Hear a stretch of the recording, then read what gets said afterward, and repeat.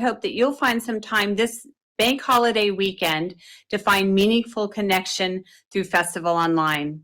God bless you, and we look forward to Festival 2021, where we'll get to see you in person.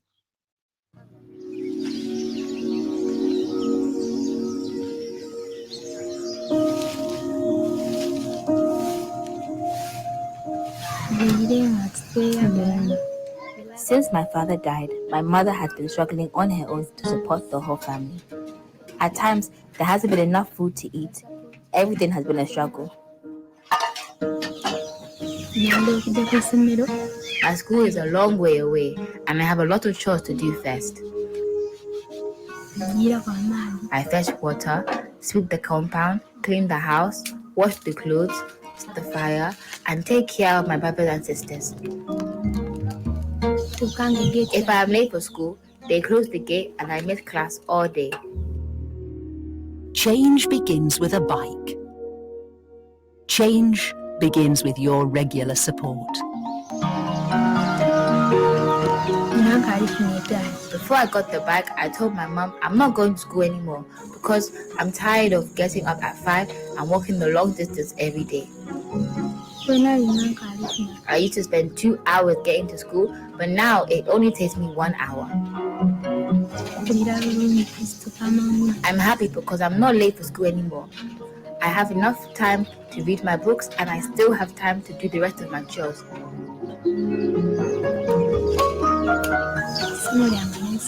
I love chemistry so much. It's my favorite subject. And now I have a bike to get to school. I can be a nurse one day.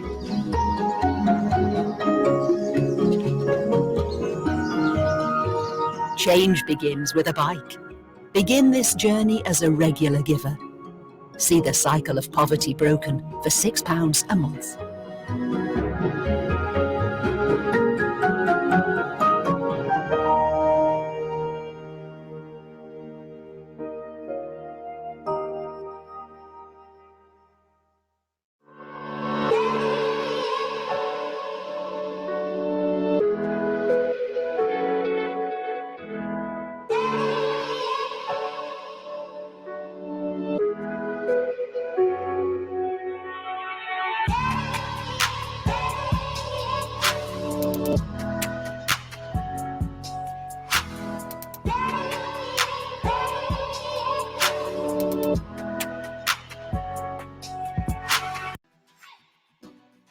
What's up? My name is Jonah and I've just completed a BA in Theology at Cliff College. Whilst at Cliff College, the main thing that I have found beneficial to me is the Mission Placement Unit. Now this is a unit that allows you to do mission alongside your studying. This was vital for me as I love getting out and being hands-on and being practical and doing what I love doing, which is mission. The kind of mission that I've been involved in has included a whole range of stuff, from doing local church mission to national mission to international mission, which is amazing, and all these opportunities have come from Cliff College. I've had the opportunity to lead a youth club for 2 years, which is an amazing opportunity for me who was quite young at the time, but I learnt loads and it grew me in my leadership skills, and what I was practically learning on the course was being implemented into what I was doing. I've done national youth ministry through New Wine, doing stuff with them. And again, what I've learned on the course theoretically has gone into what I've been doing there. And then I've had opportunities with Cliff College to go abroad. I've been to Zimbabwe and Zambia to see what they're doing and see how the church works out there. And I've also had the opportunity last year to go to India to see what they've been doing with their young people, which is an amazing opportunity. I had the opportunity to speak and do like little testimony times with youth over there and children in orphanages and people in just crazy conditions compared to me. So it was a great opportunity to go out there and see what they've been doing. Cool. I hope that helps. Definitely come to Cliff College. It's great.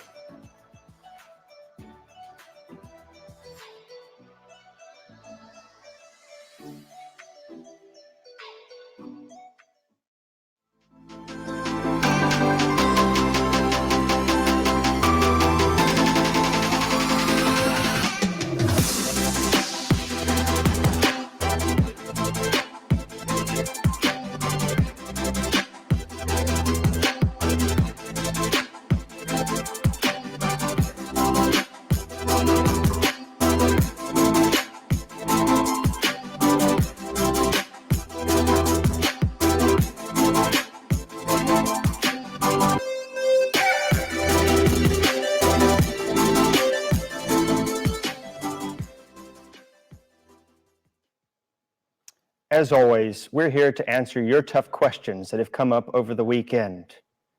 To ask a question, simply comment on the live stream and I'll put them to our panel. I'm Andrew Harper, and this is Quickfire Questions. Joining me on the program today is once again Dr. Justin Thacker, Jude Levermore, and Dr. Sandra Brower. Good to have you all again. Nice to be here. I want to start off with you, Sandra. Does hope make us ignore suffering? That's a really good question, Andrew. Does hope make us ignore suffering? I think sometimes it can, and one of the things that De La Torre was talking about is the kind of hope from a place of having things to lose. If you've got things to lose, you're in a place where it's more easy for you to be complacent about suffering. So yeah, I think hope can make us complacent about suffering. Yeah, that'll be my first shot at that. Jude, if you could just elaborate a little. We've had a question come in from the Global South, from Zimbabwe in particular. Does hope seem to pacify us, keep us kind of situated and oppressed where we are, and hinder our ability to maybe pull us out of different situations? That's a good question and a really hard question. I think I can only answer it a little bit by saying I have a friend who lives in the West Bank. He was a refugee, and after the Nakba, his family were relocated themselves to the West Bank. He always says, Jude, you Western people, you come over here and you talk about hope. He said, but we don't have the luxury of despair. We have to have hope because we don't have the luxury of despair. You sometimes come over and you talk about hope and you talk about hopelessness. There will never be peace in the Middle East. So we can't live like that. We have to hold on to something. Now, I was thinking about that as I was listening to Miguel this morning and thinking, what does that say as a counter argument to what he was saying? And I wonder if it's something to do with, as I said yesterday, about Christian hope. I think as Christian hope requires us to lay everything down at the foot of the cross, everything before Jesus, including all the false hopes and the false ways that we've got of solving the world's problems and thinking that we know best. That all has to be laid down. And so I'm wondering whether there's something in that, but I don't have an easy answer to it, and I'm glad I don't have an easy answer to.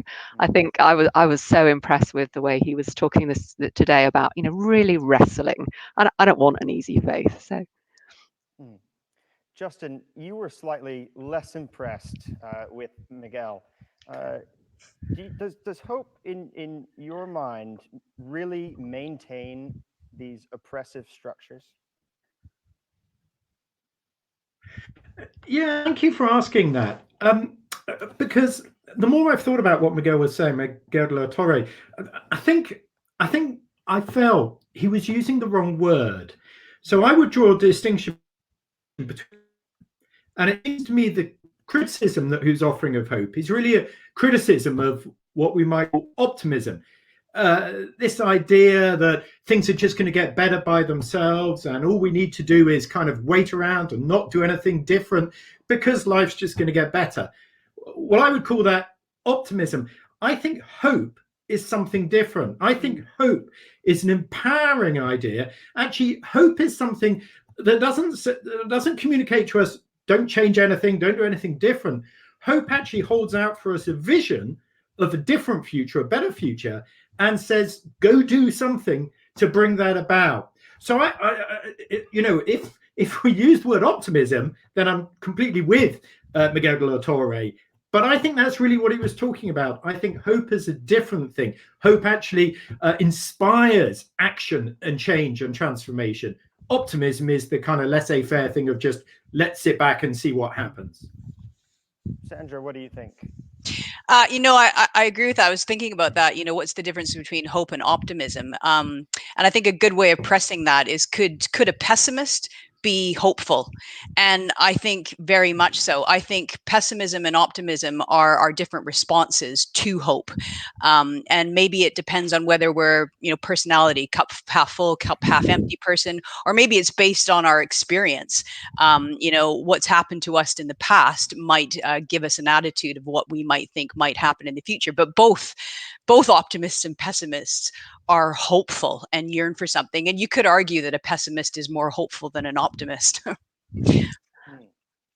I wonder if I'm challenged by both of what you both said. I wonder though, do you think the church has sort of colluded with a wrong definition of the word hope, so that the fruits of the Spirit become optimism rather than hope? I wonder as a church, maybe we've colluded with that definition and rather than challenged it. Justin, what do you think? Yeah, I think that thinking about this. If you look how she uses the word hope, so Isaiah 41, I've got to say, is one of the verses that look. Isaiah 1 is a verse of action. It says, "Those who hope in the Lord," and then it goes on, "do their strength, soar on wings, run and don't grow weary, or not be faint." In other words, the biblical concept of hope, it's to me that drives us to do something, drives us to act, drives to transform. Justin, I'm going to. You think you're right, Jude? That I think sometimes in the Christian, we seem to have a trouble with your internet connection there. So sorry, Andrew. We'll let you sort out that. We seem to have an issue with your internet connection there, Justin. So I'm just going to ask Sandra a question. For our viewers, to separate out kind of these definitions of hope or how we view hope. Is the ontology of biblical, that is heavenly hope, different from the ontology of earthly hope? Or guys, Miguel is conflating these ideas? I had a bit of difficulty there, but I think you were talking about whether or not we have a different. I couldn't really hear your question, but I think the optimism the difference in heavenly hope and earthly hope. Yeah. Is Miguel conflating these ideas? Is there really any difference there? Well, or is this let just me put a middle class excuse of a question? Yeah, let me answer it this way. I think because reflecting on what he's talking about, because he talked about a hope against hope, which I thought was a really interesting phrase, and I think the danger actually is that Christians have made hope too much of an otherworldly thing, and they've made salvation too much of an otherworldly thing. So it becomes a spiritual thing and not a physical thing. And he's really trying to press us to say, you know what, it's really easy for those of us who have the physical luxuries and we have shelter and we have food and we have these things to kind of reduce salvation to something spiritual.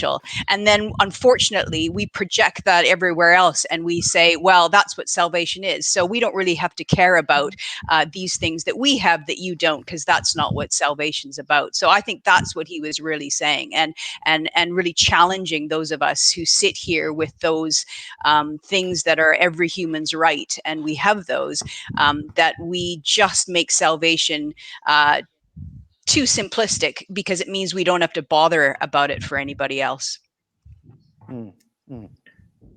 Andrew, can I? Yeah. Let's finish your point, Justin. And if my internet's not good enough, cut me off again. I just wanted to pick up on what Sandra was saying there, because actually I think you're absolutely right, Sandra.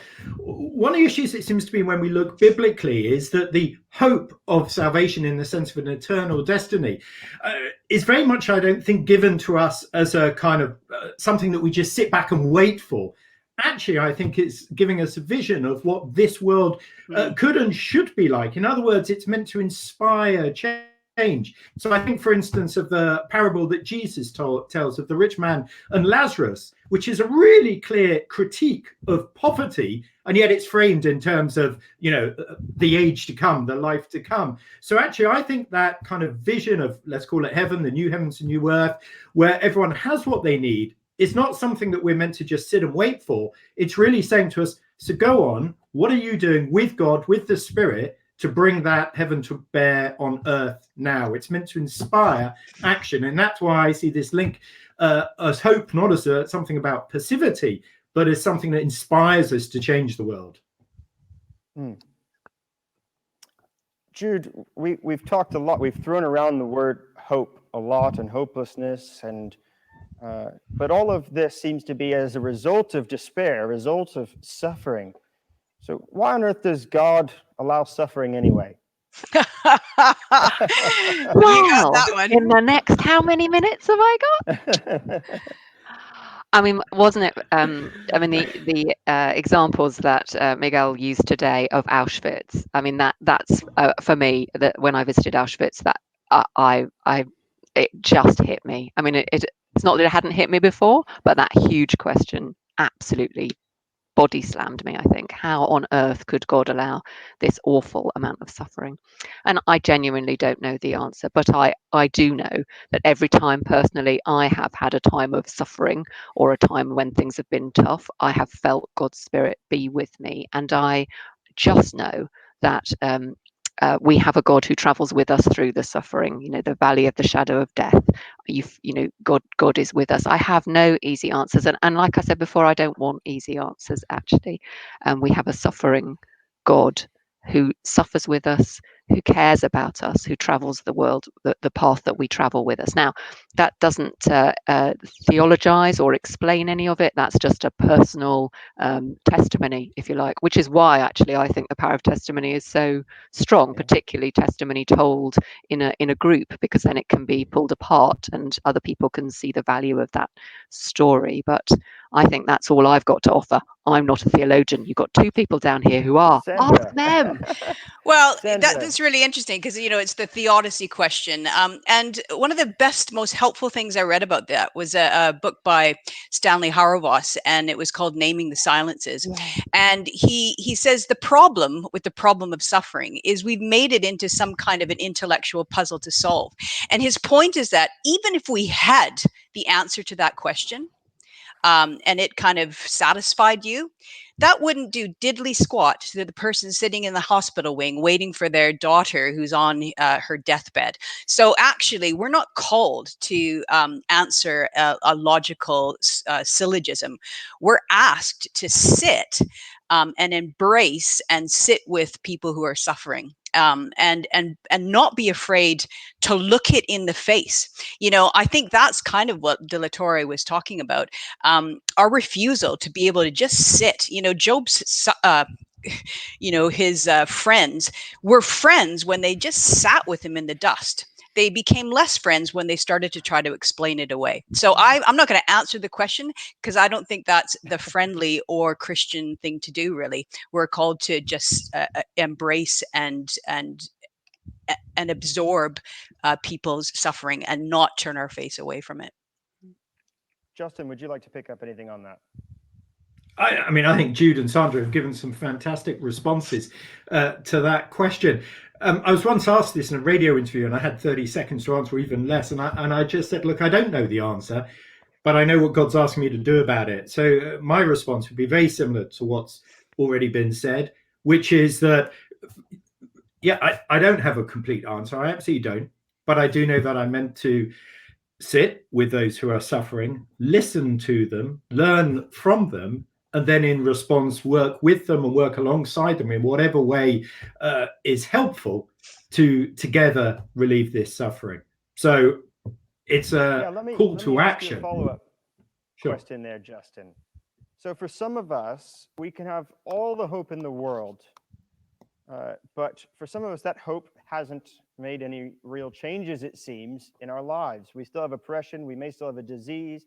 We may still be facing hunger and famine and all sorts of injustices. Why is it then so important that Christians remain hopeful? I think this was what Jude was saying earlier. I think the crucial thing is about where we locate our hope, what we're putting our hope in. Okay. So I think if we're putting our hope in that my individual life is definitely going to get better, well, I mean, I've got to say that I think that's a false hope. Of course, sometimes that happens, but tragically, for many people, across the world, that isn't going to happen. It's a recipe for disappointment. But if we put our hope in a relationship with Jesus Christ, now that's not I'm not saying that in a kind of easy way, as if by having that relationship, then all your problems are solved. They're not remotely. But by having that relationship, as Jude has already said, you have someone walking with you in that suffering. So our hope has to be located in the right place, and that's in a relationship, a walk, a life with Jesus, not necessarily in the material conditions of this life improving. They might, but they might not. Sandra, do you think God has a dark side? Oh, that is such a great question. Gosh, yeah, De La Torre said that, and it was a really challenging thing. And I'm not sure I would go that far to say that God has a dark side, but I will say that that our very scriptures give us the permission to to have an argument with God. He talked about Job. One of the reasons why Job was deemed righteous by God is he just, he wasn't going to have this response from his friends. And there's permission there, and the text itself, like, it's really interesting. The one of the texts that Evelyn Parker used was Psalm 139, about God knitting me together in the womb. Job uses that too, and he throws it back in God's face, and he said, just leave me alone. I'd rather be dead. And so we see Scripture having these difficult conversations. Scripture gives us the permission to kind of consider that faith is a bit more complex. And I think actually the real question is, I think we've got a bit of a dark side if we're not prepared to have a faith that stands up to this stuff. We've got a dark side, actually, if we throw out platitudes in the midst of suffering that says, oh, everything happens for a reason, or, oh, God's in control. Actually, that makes our God look worse. It makes it look like God actually doesn't care about suffering. So I would say, no, God doesn't have a dark side, but we might. Anything the other two want to add to that? Yeah, I couldn't help but think Star Wars when Miguel said that, over to the dark side.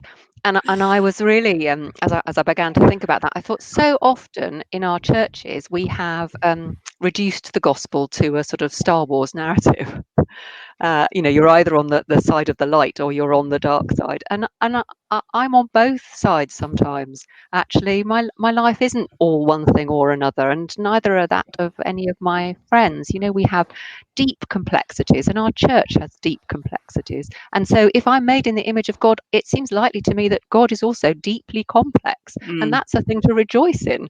And I, like Sandra, I don't have easy answers to it, but neither do I want not to be able to wrestle. I love Jacob wrestling with the angel. I'm often ranting and wrestling with God, and sometimes you come away from those encounters a bit bruised.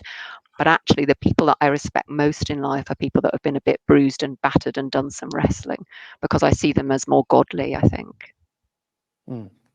Justin, I want to move us to a more proactive area. Is the only path to change the embrace of hopelessness? No, I really don't think so. It's certainly not the only path to change. I certainly think embracing despair, I don't want to say embracing hopelessness, but it relates to distinction between hope and optimism. I certainly think a path to change is embracing despair, sitting with people who are in despair and not trying to come up with easy answers, but listening and being. But I think I want to also say that is not the only path to change. One of the things I've noticed in my own experience of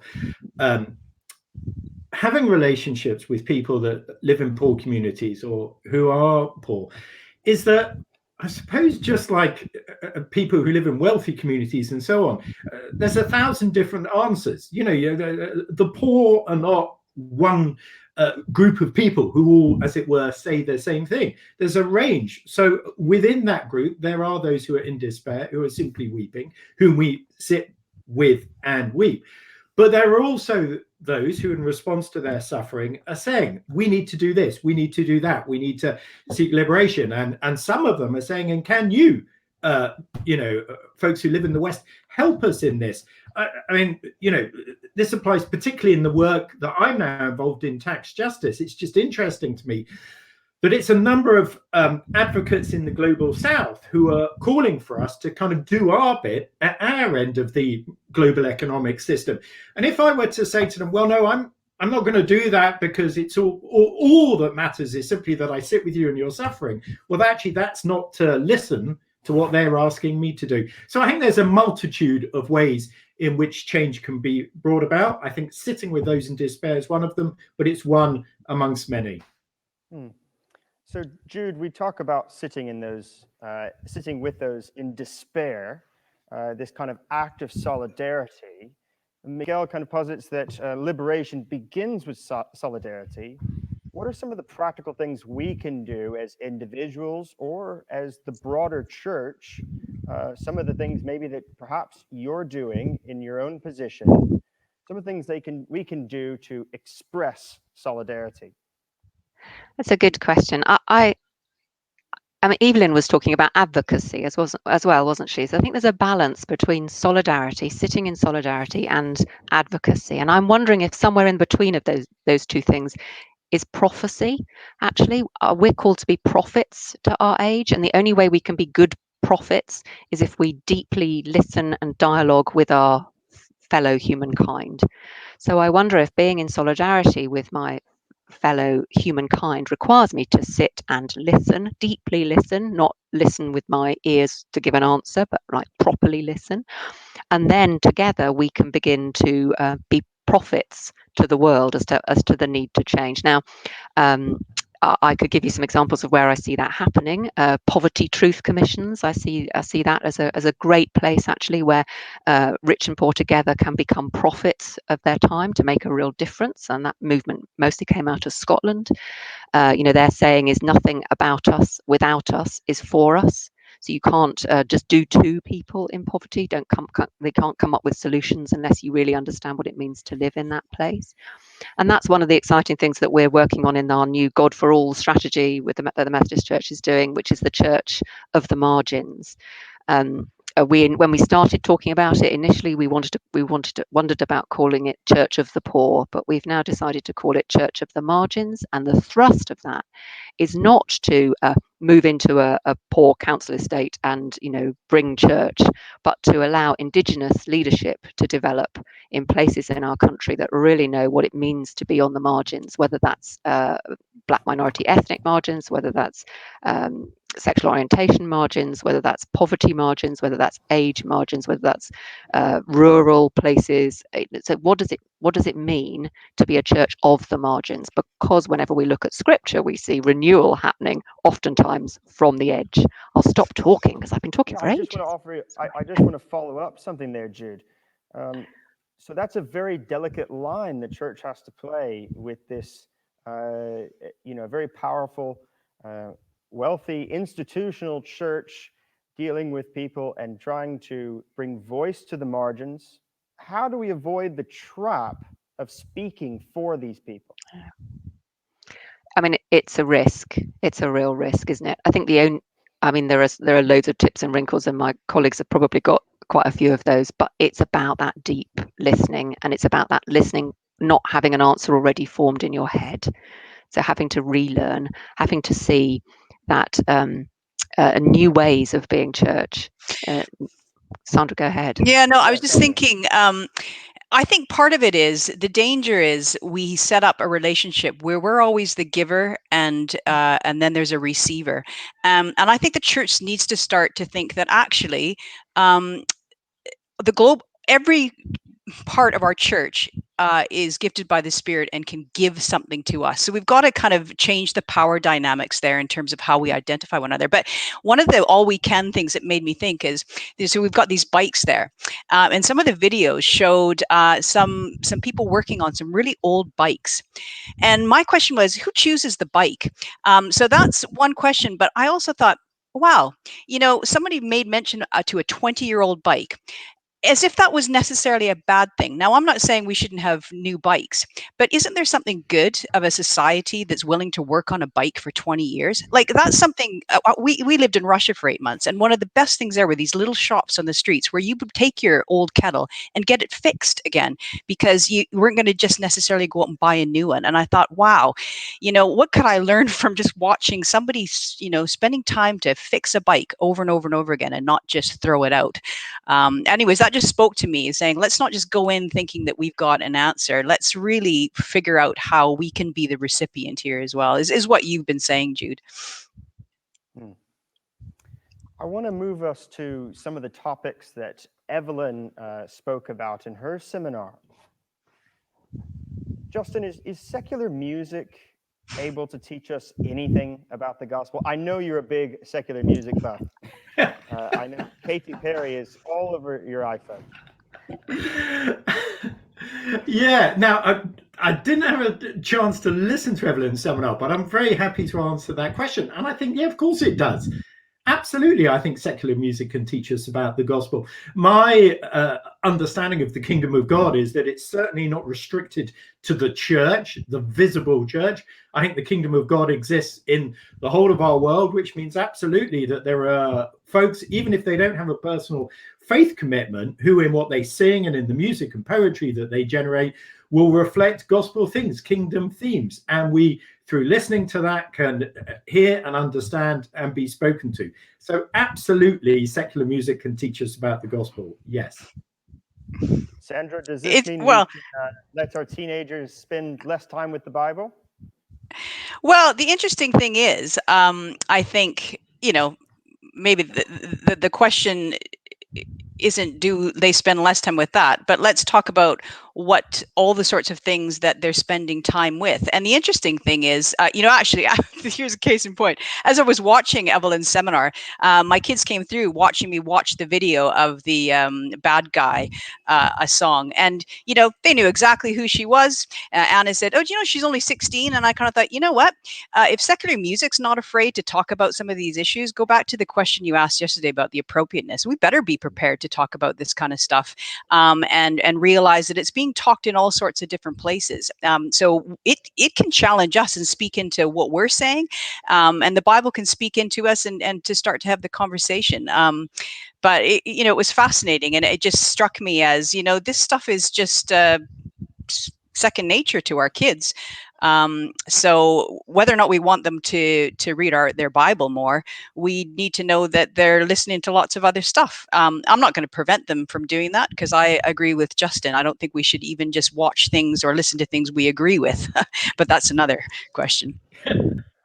Jude, do you want to pick up anything there? That was a great answer, I think, Sandra. Really good answer. And I suppose that takes us back to what we were talking about yesterday about finding time to dialogue with your children. And that's so important, knowing what they're listening to and then being able to have an intelligent conversation about it. I would love to have, my children are older now, but I'd love to have a really deep conversation about that music video from this morning's session, because that would be so rich. You could have so much to talk about in that. So why do you think Evelyn didn't really give her explanation after that video? And for those watching on the live stream or catching up on YouTube, that video we've removed because there were some copyright issues. But you can go back. It's Billie Eilish's "Bad Guy." Why didn't she really give her own reaction? What do you think she was trying to tell us there? I could take that one if you want. Yeah, go ahead. I think she partly was making the point of, here's a video which is obviously addressing in some way this idea of violence in dating relationships. So it's saying something. So wanting maybe our own reactions to that, what we thought of that. But I think just to make the point that these topics are considered appropriate to talk about in all sorts of different contexts. So we can't be shy about that. It actually goes back to De La Torre's kind of point. Let's stop being shy about dealing with some of this hard stuff. Our Bible gives us permission to do it. Secular society is doing it. She's kind of saying, wake up, people, and join the conversation, and don't be afraid of it. That's what I think maybe she was doing. But Final question here, Justin. Evelyn talked a lot about seeing the divinity in our teenagers. You know, I've met some pretty nasty teenagers. I've been a nasty teenager myself. Are they really divine? Yeah, of course they are, Andrew. Absolutely. Every one of us is made in the image of God. And if, that's what we mean by seeing the divinity of someone, then yeah, it's our responsibility to see the image in them and to recognize actually that if we can't see the image in them, it's probably because we have the blinkers on. The image is there. This person has been created in the image of God. It's All just right, that there's a problem with us. I've got to leave it there. But a big thank you to our panel. We'll be back at the same time tomorrow. This has been Quick Fire Questions. We've had a great time with you. See you tomorrow. I'll hand it over now to Ash for the live catch-up.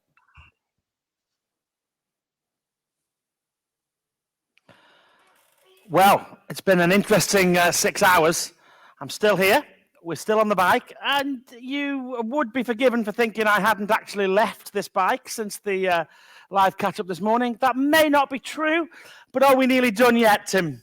I think you've put in a decent shift there. Thank you very much. How are you feeling? Well, I have to say, I do feel like my heart is strangely warmed today. Excellent. A good pun for Aldersgate Sunday. Yeah, for those Methodists who are watching, today is Aldersgate Sunday. The day we remember that moment when Wesley said, "I feel my heart strangely warmed," and I know exactly how he felt in that moment. Tim, maybe you want to just kind of enable me to stop going on this by introducing a video for us or something, please. Yeah, I think you've earned the right to rest a little bit, Ashley. But what you've also done is built that sense of connection. I think you built a connection with Mr. Wesley by warming your heart up, but also with Nawalat, a young girl who I met in Uganda just a few months ago, who makes a 10-kilometre journey to school every day, there and back again. And what Ash has experienced today is a little bit of what that journey might be like now that she's got a bike. And it's much shorter and faster than it used to be. Still requires a little bit of effort. Oh, yes. But she's making that journey. And what we want to do is just play a little video that will introduce you to her story and tell you a little bit more about her journey that she's on.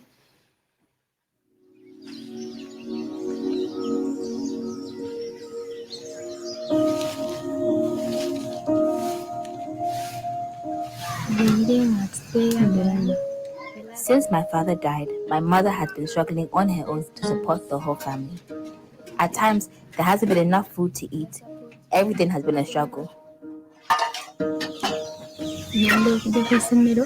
My school is a long way away, and I have a lot of chores to do first. I fetch water, sweep the compound, clean the house, wash the clothes, start the fire, and take care of my brothers and sisters. If I am late for school, they close the gate and I miss class all day. Change begins with a bike. Change begins with your regular support.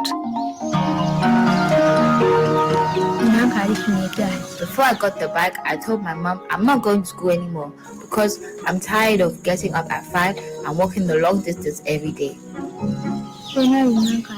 I used to spend 2 hours getting to school, but now it only takes me 1 hour.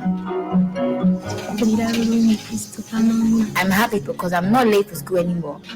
I have enough time to read my books and I still have time to do the rest of my chores.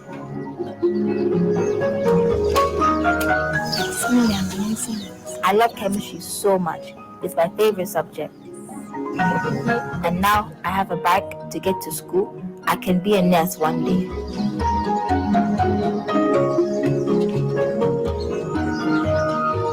Change begins with a bike. Begin this journey as a regular giver. See the cycle of poverty broken for £6 a month.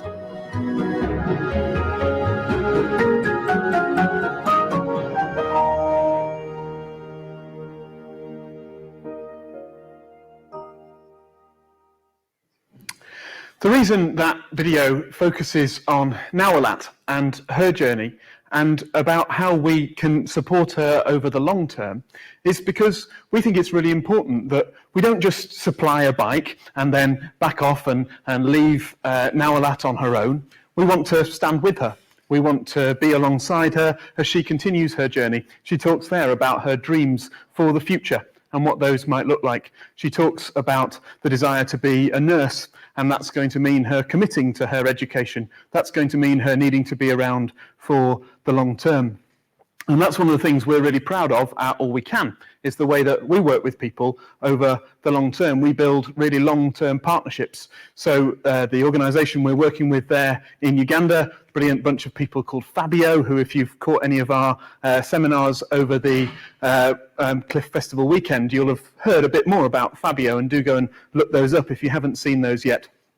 But we're supporting them to do that work by being alongside them, by saying, what is it that you want to see to bring about change in this community? In many ways, the work All We Can does around the world is the first bit of our campaign. We've called our campaign this year, Change Begins with a Bike. But in many ways, we ask that question all around the world. We ask, change begins with ? Fill in the space. And around the world, lots of local people tell us what the rest of that sentence needs to be. In Uganda, it needs to be a bike. And so we've been really excited to see the connection that we've been able to build through the bicycle, because the bicycle is a worldwide tool. It's something we're all used to. Ashley's had his experience today of being on a bicycle. Perhaps you've had yours. I've seen some great videos on the Festival at Home group, and do keep posting those videos from 6-year-old Olivia right through to 95-year-old Irene, getting on their bikes or pushing their Zimmer frames around the lounge, all as part of that invitation to build a connection. To build a connection with Nawalat and with people around the world who are seeking to break the cycle of poverty. We've been really encouraged by that interaction and by all the stuff that's going on online. Do keep those coming. Ashley, do you want to just share a little bit about some of the places that you've seen connection and community online? Yeah, it's always amazing to see all the images of what's going on where you are at Festival at Home and what you've been doing to engage with Festival at Home. Just going to show you 3 pictures that are particularly from All Together worship this morning. We love seeing families worship together. It's a key part of festival when we're on site, that all together time in the big tent when every age just celebrates together and the tent is packed and it's hot and sweaty. But let's just look at these 3. Here's the first one for us. This is from Catherine. Thank you, Catherine, for showing us this picture. It made me smile. Lots of toilet roll. If you think a few weeks ago you couldn't get toilet roll in our shops, now we're using it for fun, as it says, where we've journeyed over these last few weeks. Thank you for that picture. Let's have a look at the next picture. Here we are, Rachel. Thank you for this one. Lots of music, lots of fun, lots more toilet roll engaged in this particular picture. And then one final one from this morning. Here's Katie and her family, wrapped up again in toilet roll. It's a good job we're not in serious lockdown where you can't get toilet roll anymore, as you might be struggling over the next few weeks in your house to know how to respond to certain things and bodily functions, but we're not going to go there. Far too much information. And one final picture from our Facebook page today, another one of those inside tents, that festival feel. Thank you, Hannah, for sending this one to us. You've made it feel like festival in your home, and remind yourself that this is festival weekend. This is Festival, Cliff Festival. It's just Festival at Home. So thank you for that. It's been great to see all those. It's always great to catch up with you and to see what you're doing. Just a final thing to say to you today. We hope you're having a great day with Festival. We hope that you are connecting with lots of different things. There's lots still happening. You see, we're wearing T-shirts. Tim and I, we're sporting some of the official merch of Festival. This is one of the T-shirts that's aimed to help all we can. You can get this on our merch stall. It's on the website.